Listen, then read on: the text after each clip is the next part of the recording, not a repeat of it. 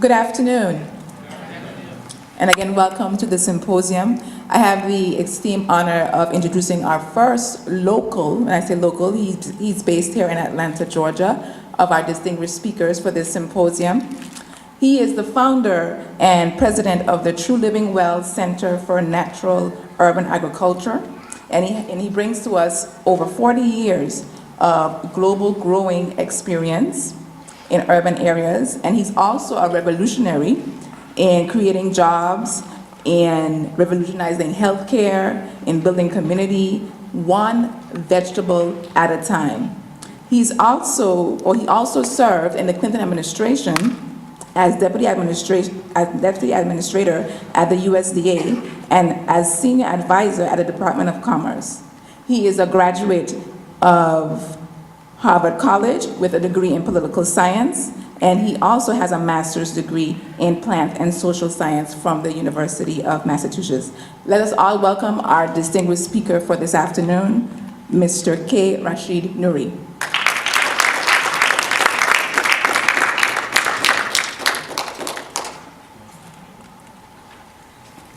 Greetings, everybody. Greetings. I am so extraordinarily happy to be here today, and I hope that enthusiasm will come through in my notes, my expressions here. This is the 12th symposium, the Walter Rodney Symposium, and this year it's Hungry Nation, Hungry World, Engendering Healthy, Sustainable Food Systems. That's been my life, is building food systems, and the nexus of the symposium and this topic is very, very special to me. What I told Asha when we spoke and Pat is how important Walter Rodney has been in my thought processes and in my intellectual foundings and groundings. And I want to explain that to you and bring that back around to the work that we do at the Truly Living Well Center for Natural Urban Agriculture. I am a quintessential child of the 60s. I was there when all of it went down. And you young people who weren't there will never understand the full dynamic of the experiences that we had. Students were in revolt all over the world, rebellion all over the world. The cities were in tumult. You had all the events, the March on Washington, 63. All the events, things were happening in South Africa, Malcolm being killed, King being killed. One of the things I'm going to show you, I got a short video I'm going to show you in a minute that ties into our work. The King, how he changed his language towards the end of his life. And that is really very important. But my interest as an undergraduate was national development. We were talking about black power, nation building. And what did that really mean? Too many of us think that revolution, and to be called a revolutionary, y'all can decide it. I wouldn't say that about myself, but I will tell you about my work. Too many folks back in my day, in our day, thought revolution was going out burning down buildings and tearing up the community. But that's not my understanding. That's pure rebellion and revolt. Revolution is what you build, what you put in place of that which you have taken down. And I think too often we've gotten caught up in the ranting and the ravings, but without actually doing the work, building something to replace that, to create the institutions that we can live with. And this is the path that I came out. As an undergraduate, as I said, I studied the men and the women who created the post-colonial world. That was my interest. I read everything that Nkrumah wrote. Read Amilcar Cabral, Frantz Fanon, all of these men who brought new thought, new ways of thinking. In fact, my career path began while I was sitting in the library. I was writing a paper on theory and practice, comparing the work of Julius Nyerere in Tanzania and Jomo Kenyatta in Kenya. And I was reading a book by a man named Tom Mboya. He was the finance minister in Kenya who was assassinated. And in this book, Mboya says, with all the technology available in the world today, there's no reason we could not chemically synthesize enough food to feed everybody. I said, whoa, that don't make any sense at all. These chemicals is what are killing folks. What do we need to do about that? And it was that moment that God spoke to me and said, learn everything about food from the seed to the table and to do it experientially. And that's what I set out to do. Now, I went, as the young lady just said, I went to one of those effete Eastern intellectual institutions. They will teach you how to think, but not how to do anything. And nobody comes out of there with any skills. Most time when people think about Harvard, you're thinking about the med school, the law school, the ed school, all those places they actually teach you a skill. Undergraduates, they don't. They just teach you how to think. Now, that's invaluable, but for me, when I decided that agriculture was when I was directed that agriculture was to be my work, I didn't even have anybody to go talk to say, where should I go to get some training in this area? So I went down the street to the University of Massachusetts and began my work there,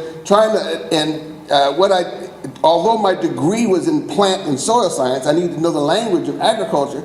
I was more interested in understanding and discerning what are the factors of development, and looking at that, trying to put these together. So all of my work there, I got in and out of there pretty quick. But was doing this, taking economics course. I took calculus 5 times until I figured it out in an economics course, how all that worked together.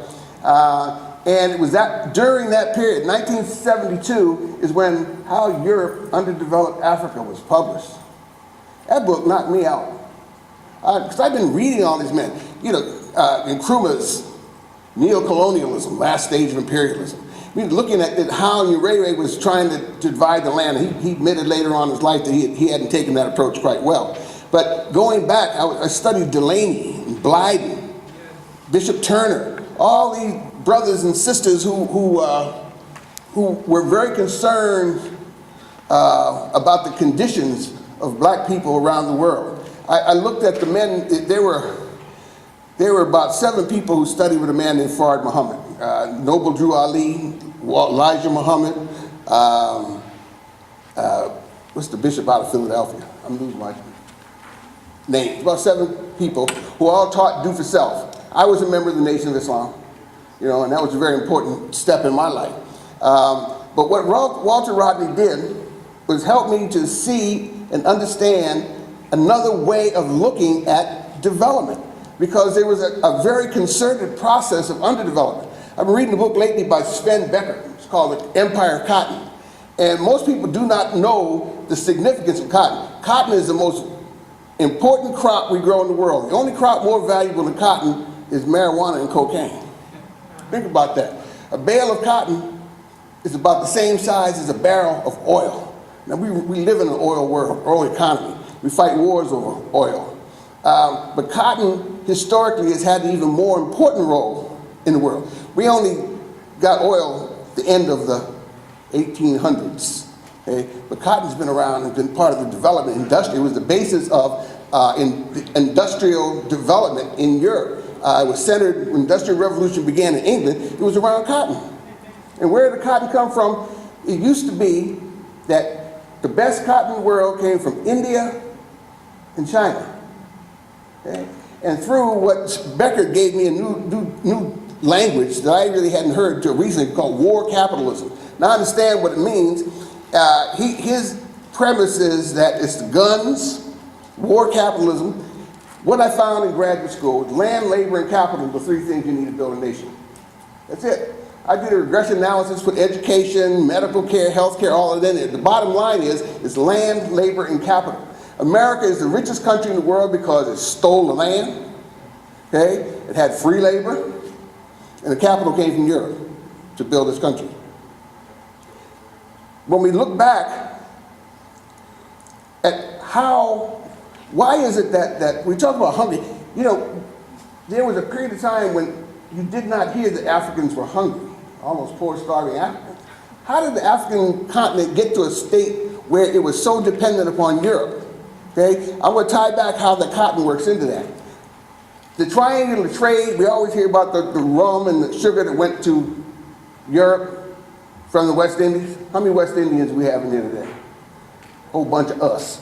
My people out of Jamaica, my father. I did not realize until recently, and as I thought about it, became more significant, the role that cotton cloth played in the trade. That's what came down from Europe to West Africa. I lived in Nigeria 5 years. And to see all those chiefs with these big, huge robes on, Babariga, we've got a lot of different names for them. And the higher status that you have in society, the more yards that you're going to have on your cloth. Now, this is a land where people don't need to wear all that stuff. It's pretty warm. In Nigeria. How many of y'all have been to Nigeria? I love it. I spent 5 years there, the best time of my life. But it's just this week that clicked for me.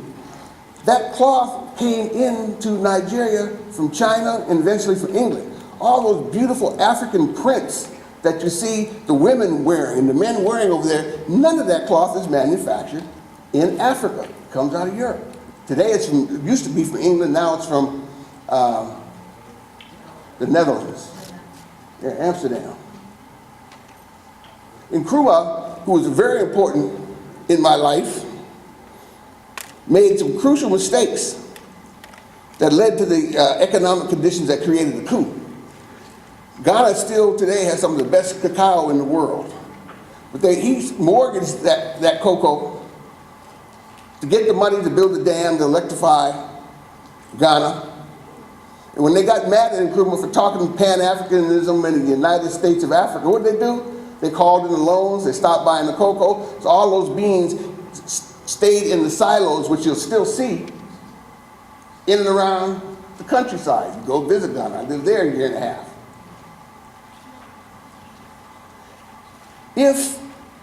And what I learned from him, and again, Walter helped me to really grasp this, that production, rather than shipping raw beans to Europe and being subject to the economic pressures, sending the raw beans, bringing back Nestle's Swiss chocolate candy bars.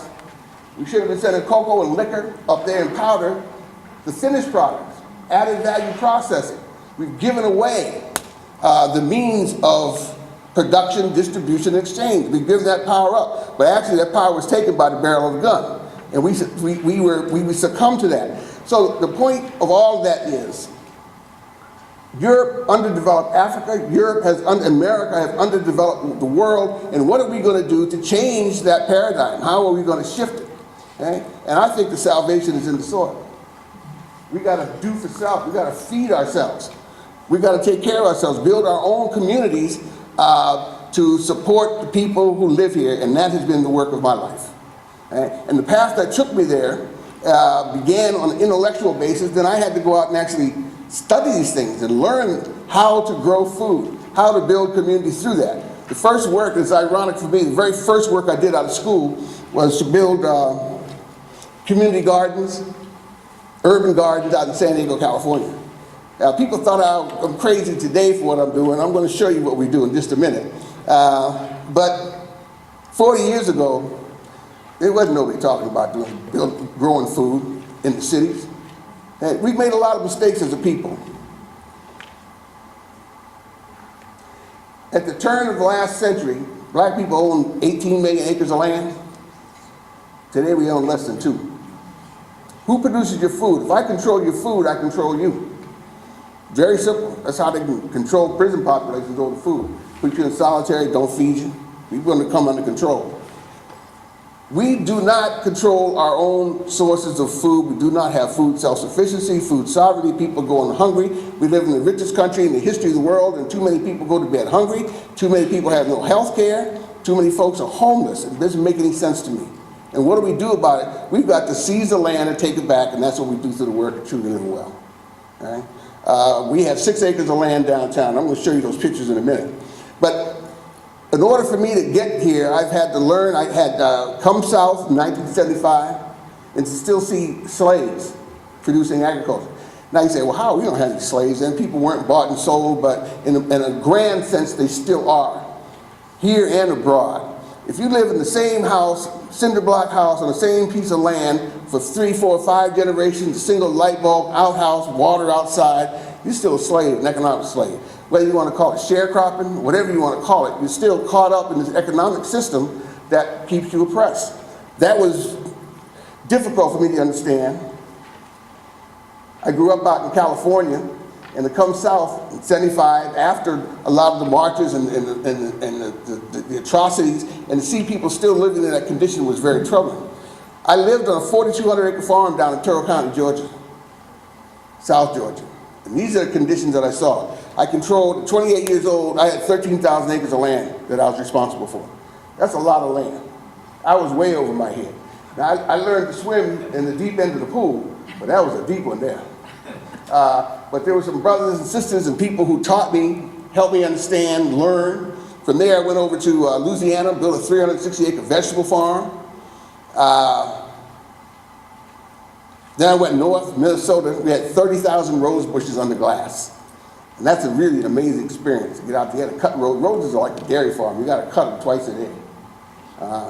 Twice a day. It's a lot of hard work. There's two kinds of farming I will never do again. One is rose farming, the other is dairy. Because you can't get no vacation. Then I joined a company named Cargill. I wanted to see how food is moved around the world. We do business with Cargill every day, you just don't know it. They provide the cocoa, the Hershey's, the corn, the Kellogg's, the oil, the potatoes, the Frito-Lay, the eggs, the McDonald's. They're huge. Right now, I guess behind the Koch brothers, they're the second or third largest privately owned company in the world. But they move commodities better than anybody else, so I wanted to see that. And with them, I went to here in Georgia first, then Asia and Africa, and got a chance to see the world. Came back and worked in the Clinton administration. So all of this to say that how things that we need to look at, controlling our land, controlling the process, controlling our food, not giving these up to others to do for us, to do for self, are the principal lessons that I got from reading Walter Rodney's book. I mean, really that simple. So from there, now that I'm back in Atlanta, I came here from Ghana. I spent a year and a half over there. I came here 10 years ago to begin Truly Living Well, Center for Natural Urban Agriculture. And our work began in a backyard down in south of the airport in Riverdale. And we've now grown to, we have the largest footprint